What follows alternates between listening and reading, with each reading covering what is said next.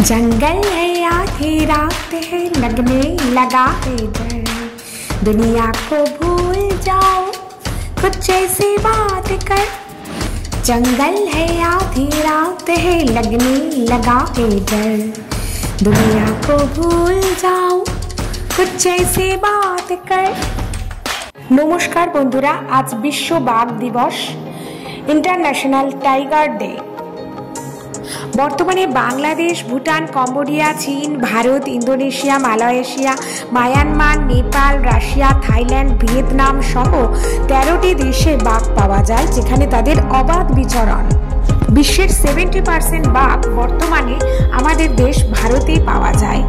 পৃথিবীর বিভিন্ন ধরনের আবাসস্থলেই তারা বাস করে, যার মধ্যে গ্রীষ্মমণ্ডলীয় বন, ম্যানগ্রোভ জলাভূমি, তৃণভূমি, এমনকি শীতল অঞ্চল সাইবেরিয়াতেও এদের পাওয়া যায়। সাইবেরিয়ান বাঘই সবচেয়ে বড় বাঘের প্রজাতি।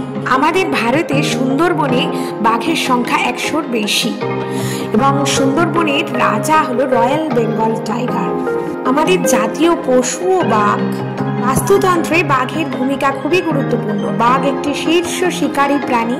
খাদ্য শৃঙ্খলের উপরের স্তরে থেকে তৃণভোজী প্রাণীর সংখ্যা নিয়ন্ত্রণে রাখে, যা তৃণভূমি ও বনভূমির পরিবেশকে উন্নত রাখে। অর্থাৎ বনে বাঘের উপস্থিতি বাস্তুতন্ত্রের সুস্থতার সহায়ক।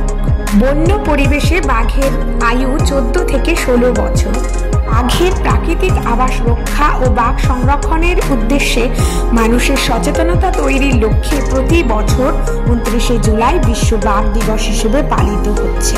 চোরা শিকার এবং বন ধ্বংসের ফলে বিশ্বের বেশ কয়েকটি দেশে বাঘের সংখ্যা উল্লেখযোগ্যভাবে হ্রাস পেয়েছে।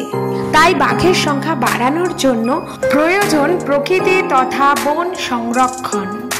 বন্য বন্য এ অরণ্য ভালো, বন্য বন্য এ অরণ্য ভালো, অন্ধকারে সূর্য সোনা আলো, অন্য মনে জনারণ্যে বন্দী হয়ে থেকে কি হবে, কি পাবে, নিজেকে হারাবে। লা লা লা লা লা লা লা লা লা লা লা লা লা।